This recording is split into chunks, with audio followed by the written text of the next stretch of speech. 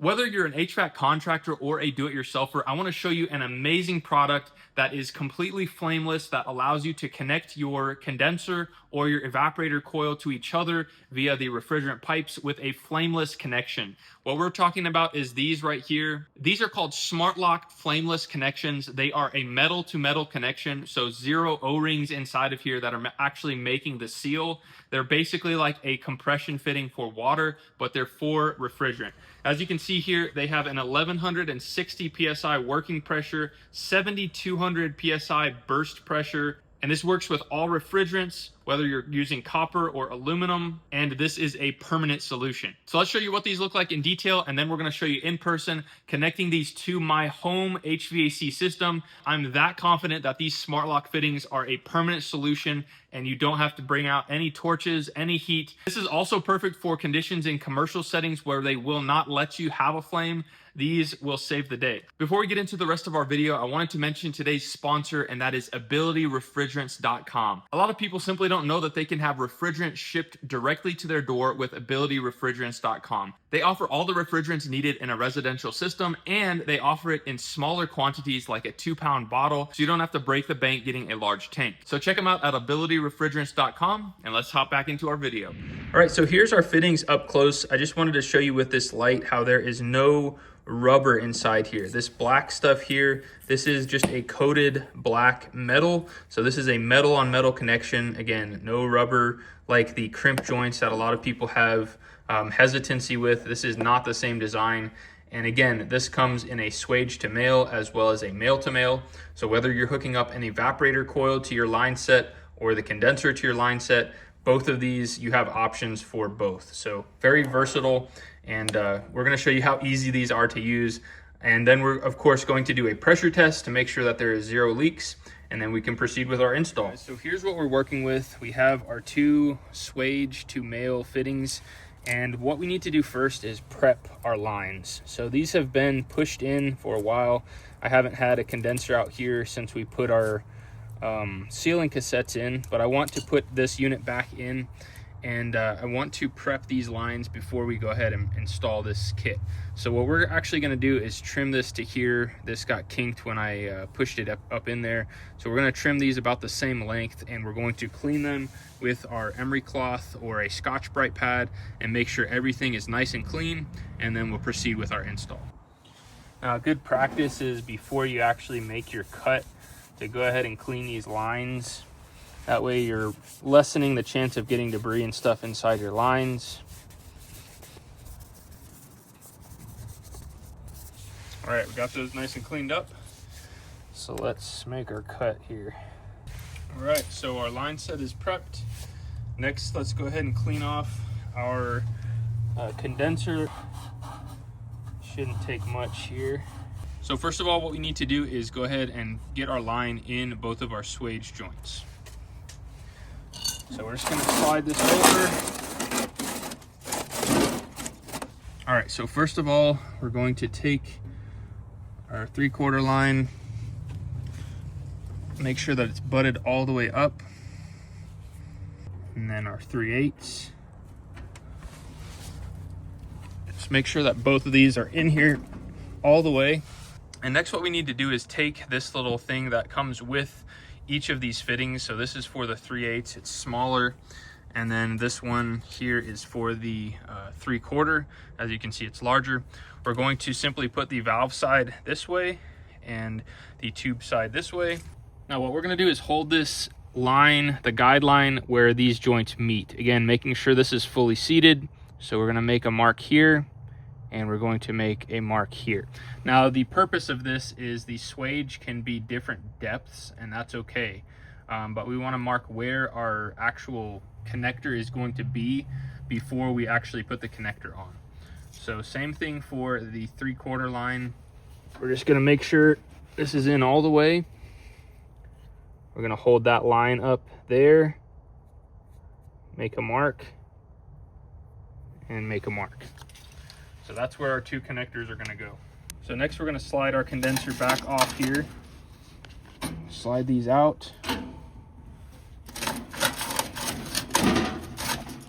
So next we're simply going to take our connector and make sure that the tube end of the sticker is going the right way and the swage is going to the left. So we're simply going to slide this over past where it's going to go, and the purpose of that mark is so that when we do slide this over, we know exactly where we need to tighten. And then we're going to do the same on this side, making sure that these are in the correct orientation. Okay, so now that we have those on, we're going to slide this back to where it was. Okay, so now that we have these on, we're going to do our 3/4 inch first, and doing our best to make sure that everything is square, because if it's not, it's really going to be a challenge to get this over. Okay, there we go. Okay, so next what we're going to do is hold the middle part first, and we're going to start hand tightening the swage side. And then our pipe side. Just make sure those are hand tight first, and then we'll get our wrenches and start tightening them with our wrenches. Okay, so same thing with our wrenches. We're going to start with our swage side first.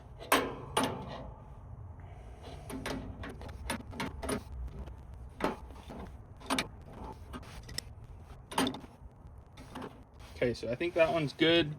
Let's move on to our tube side here.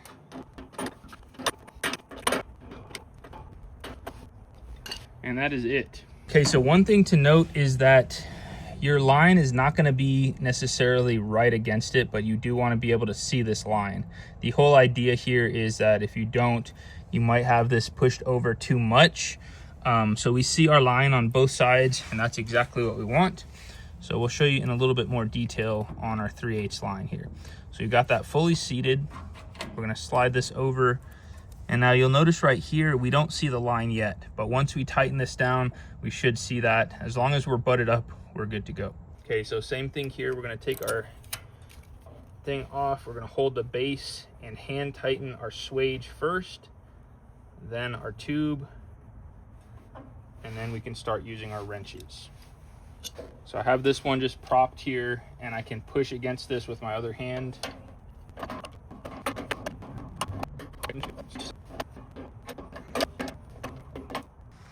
All right, guys, there we go. Both of these are on. We can see our line here, see our line there. So we should be good to go, and that is fully complete.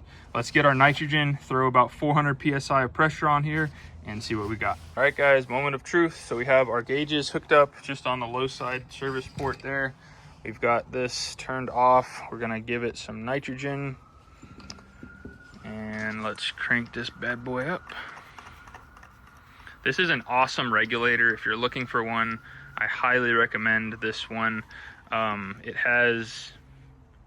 It's extremely durable. It has this knob here, so you don't have to get out your wrench every time you want to tighten it. And then it has a built-in brazing, purging, and then pressure test setting here. And then this is the tank pressure, of course. So really awesome tool, really durable. I've gone through several gauges because they were just built chinsily, and this has been the best one. I'll make sure and leave this and all of the products linked right up here so you can check them out there if you're watching on TV or in the video description. All right, so let's start cranking this in. I like to usually put about 50 PSI just to make sure there's no leaks right off. And we're holding steady at 75 already. I'm gonna get out some bubbles and spray this and just see if we got any micro leaks here, and then we'll crank it up to 450. All right, we haven't budged at all. Wow, what the heck's going on with this? Just gonna spray each of these. So far, I see nothing. This is such a sick product.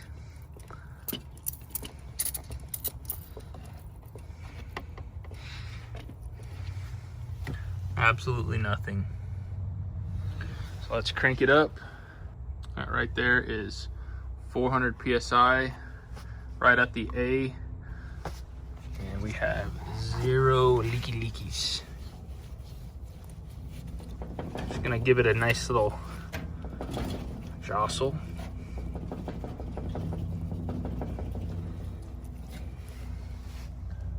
So awesome.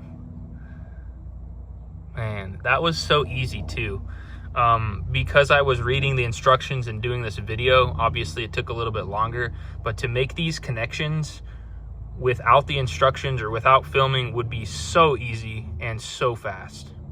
All right, it's 1:29, so we're gonna give that about 20 minutes or so and just let it set, come back and make sure that our pressure is spot on. And in the meantime, I'm gonna go ahead and get this all cleaned up, and we should be good to go. All right, guys, it's 1:46, and we have not budged off of our 400 PSI of pressure. 0 leaks on these bad boys, and we are good to go. We got some insulation put on there. We're gonna clean this up and start getting our vacuum pulled. But I absolutely recommend the smart lock fitting. I think these are a game changer. They're so fast and so easy. The two biggest things I would say with these fittings is, one, make sure that you have a straight connection. If you have any bend like we did on this one, it was a little bit more difficult to slide that fitting on. We managed to get it on no problem.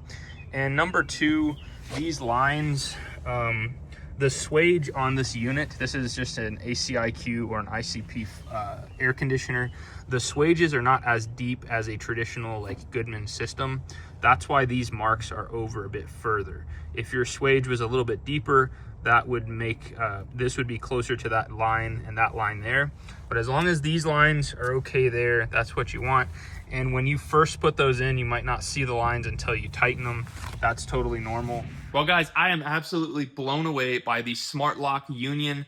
This was such an easy job, and I highly recommend it. After a couple hours, we let it sit on a pressure test. It never budged from 450 PSI, and we are ready to start our vacuum. Now, another alternative for DIYers to brazing is soldering with the use of Stay Bright 8. Stay Bright 8 is a special soft solder that is used for HVAC applications that has a tensile strength of 10,000 PSI. It's super easy to use with a regular propane torch. So if you want to see some instructional videos on how to use Stay Bright 8, you can find these two videos right here. And until next time, you guys be safe. Later.